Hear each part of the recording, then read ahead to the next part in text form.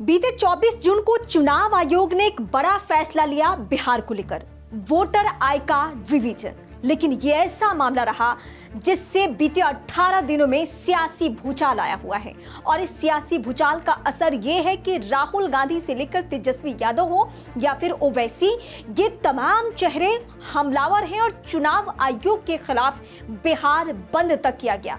बिहार बंद के दौरान राहुल गांधी का जो सबसे बड़ा और तीखा हमला था, वो तीखा हमला था कि बिहार के चुनाव की चोरी कर रहा है चुनाव आयोग। ये सबसे बड़ा हमला था। ऐसा नहीं है कि पहली दफा राहुल गांधी चुनाव आयोग को लेकर हमलावर है। देश के चुनाव यानी लोकसभा चुनाव से लेकर राज्यों के विधानसभा चुनाव तक बार बार चुनाव आयोग के पारदर्शिता को लेकर सवाल उठाए गए हैं। और सिर्फ चुनाव आयोग को लेकर राहुल गांधी हमलावर नहीं रहे हैं, बल्कि देश की तमाम जो विपक्षी और राजनीतिक और क्षेत्रीय पार्टियां हैं, वो भी वक्त वक्त पर सवाल उठाते रही हैं। मामला ये सुप्रीम कोर्ट पहुंच चुका है।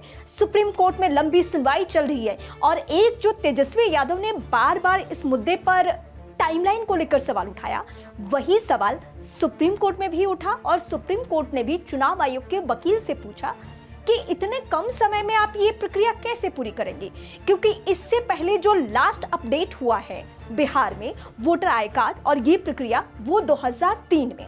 अब टाइमिंग को लेकर इस तरीके से सवाल उठ रहा है कि ऐन चुनावी माहौल से पहले ये कैसे संभव है।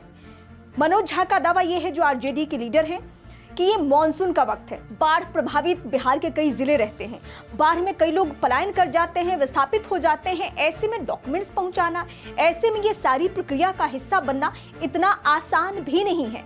अलग अलग पार्टियां अलग अलग तरीके से सवाल उठा रही है।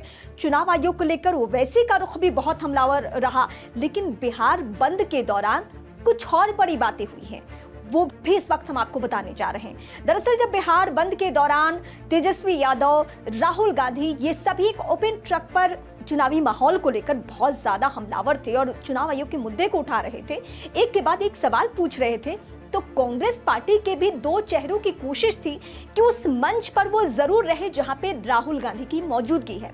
और वो दो चेहरे थे कौन कौन? एक पप्पू यादव और दूसरे कन्हैया। पप्पू यादव का अपना जनाधार है और कन्हैया भी बिहार के लिए युवा चेहरे हैं। हालांकि वो देश की राजनीति में भी दखल रखते हैं और पुरजोर तरीके से गवर्नमेंट के खिलाफ, मोदी सरकार के खिलाफ अपनी बातें रखते हैं। अब इन दोनों चेहरों से वक्त वक्त पे लालू प्रसाद यादव, तेजस्वी यादव को परेशानी रही है और आरजेडी का रुख कभी भी तेजस्वी का और खासकर लालू प्रसाद यादव का कभी भी रुख कन्हैया को लेकर और पप्पू यादव को लेकर सकारात्मक नहीं रहा है।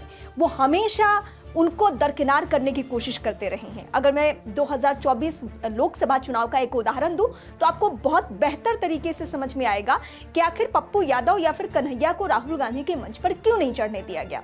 2024 लोकसभा चुनाव से ऐन पहले पप्पू यादव ने अपनी पार्टी का विलय राहुल गांधी और प्रियंका गांधी के कहने पर कांग्रेस पार्टी में कर दिया।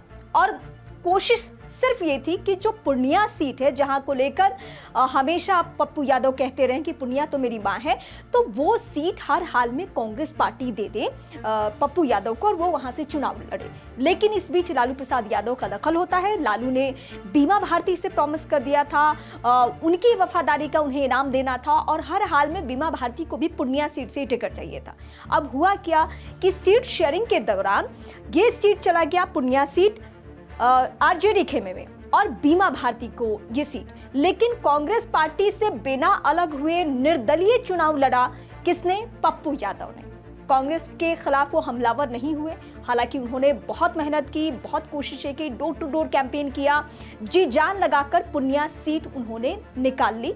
और उसके बाद ये और भी लालू परिवार की आंखों में खटकने लगे, क्योंकि एक सीट का नुकसान हो गया। क्योंकि कहा यह जाता है कि अगर वहां पे जो समीकरण बन रहे थे और जो कास्ट कॉम्बिनेशन था, उसके हिसाब से बीमा भारती ये सीट निकाल लेती अगर वहां से निर्दलीय पप्पू यादव ने चुनाव नहीं लड़ा होता। तो अब मैं आती हूँ एक दूसरे चेहरे पे, और वो दूसरा चेहरा बिहार का युवा चेहरा है, वो है कन्हैया। कन्हैया को लेकर अब प्रशांत किशोर का एक बहुत बड़ा बयान सामने आ चुका है। हालांकि वो पहले से ही तेजस्वी को लेकर बहुत हमलावर रहते हैं और कहते हैं कि तेजस्वी की कुल जमा पूंजी क्या है कि वो लालू प्रसाद के बेटे हैं और युवा लीडर है। तो युवा लीडर तो हर पार्टी में होते हैं, तो इसमें क्या बड़ी बात है। अब उन्होंने कन्हैया को लेकर कहा है कि प्रतिभावान लीडर हैं, प्रतिभाशाली हैं कन्हैया कुमार, और आरजेडी की आंखों में खटकते हैं कन्हैया, और इसीलिए राहुल गांधी हो या फिर पप्पू यादव हैं, इन दोनों को दूर रखा गया इस पूरे कैंपेन से। अब इसके बड़े सियासी मायने हैं। कांग्रेस पार्टी की कोशिश हर हाल में है कि जो 2020 का परफॉर्मेंस रहा है विधानसभा चुनाव का, उससे बेहतर रहे, और यही वजह है कि एक दो बार नहीं 6 दफे से ज्यादा राहुल गांधी का बैक टू बैक बिहार दौरा रहा है। और जब चुनाव आयोग का भी मसला रहा तब भी राहुल गांधी वहां पहुंचे। अब ऐसे में इन दो चेहरों की भी कोशिश है कि वो बिहार में कांग्रेस पार्टी को पुनर्जीवित कर दे, जिंदा कर दे, कार्यकर्ताओं में जान भर दे। लेकिन जब उनके पार्टी के सबसे बड़े लीडर वहां बिहार पहुंचते हैं तो उन्हीं दो चेहरों को वहां आगे नहीं आने दिया जाता है जिनका जनाधार है या जिनके युवाओं में पकड़ है। कन्हैया को भी वह पसंद करते हैं, और क्योंकि कन्हैया बहुत सारे मुद्दों को लेकर बेबाक है, और पप्पू यादव तो उसी जाति से आते हैं जिस जाति को अपना कोर वोट बैंक मानती रही है आरजेडी की टीम, या फिर लालू यादव या फिर तेजस्वी यादव। कुल जमा पूंजी उनकी वही है MY समीकरण, जिसमें आंख बंद करके जो बिहार के यादव वोटर्स हैं वो लालू प्रसाद यादव या फिर उनके बेटे को चुनते रहे हैं। अब पप्पू यादव से यही परेशानी है, और जो तलखियां रही है वो आपको मालूम ही है। लेकिन एक वक्त सियासत में वो भी दौर था कि लालू यादव के बहुत करीबी माने जाते थे पप्पू यादव, लेकिन मौजूदा वक्त में इन दोनों की उस तरीके से नहीं बन रही है। अब ताजा सियासी प्रकरण यही है। हालांकि डैमेज कंट्रोल करने की पप्पू यादव बहुत कोशिश कर रहे हैं कि नहीं ऐसा नहीं हुआ था, लेकिन वो कहते हैं ना, जब तस्वीरें कहती हैं तो फिर बहुत किसी को कुछ बोलने की जरूरत नहीं होती है। एक ऐसी तस्वीर सबके सामने है जिसमें सब कुछ दिख रहा है, साफ साफ दिख रहा है कि महागठबंधन में ही एकजुटता नहीं है। तेजस्वी यादव, फिर लालू प्रसाद यादव, इन सब का तेवर हमने लोकसभा चुनाव में पप्पू यादव को लेकर देख लिया है, या फिर जब बेगूसराय से सांसद का चुनाव लड़े थे कन्हैया तो हमने उनका भी रुख देख लिया है। तो जाहिर सी बात है विधानसभा चुनाव में ऐसे सियासी प्रकरण अभी और भी होने बाकी हैं, और ये चुनाव आयोग के खिलाफ जो दोनों की ही लड़ाई है, यानी कांग्रेस पार्टी और आरजेडी की, उसमें क्या एकजुट होकर ये लड़ते हैं, या इसी तरीके से आने वाले दिनों में भी तस्वीरें देखने को मिलेगी जहां दरकिनार कर दिया जाएगा पप्पू को भी और कन्हैया को भी। हालांकि विरोधी खेमा किसी भी सूरत में इस मौके को जाने नहीं देना चाहता है, और यही वजह है कि बार बार इस मुद्दे को उठाया जा रहा है कि पप्पू के साथ धक्का मुक्की हुई है, पप्पू को तो जाने नहीं दिया गया, कन्हैया कुमार को चढ़ने नहीं दिया गया, और ये सवाल बहुत उठाए जा रहे हैं। लेकिन अभी बिहार की सियासत में बहुत कुछ बाकी है। सुप्रीम कोर्ट ने भी चुनाव आयोग को लेकर एक सवाल खड़े कर दिए हैं कि टाइमिंग बहुत गलत है, फैसला आना बाकी है, इंतजार करना होगा हम सभी को थोड़ा।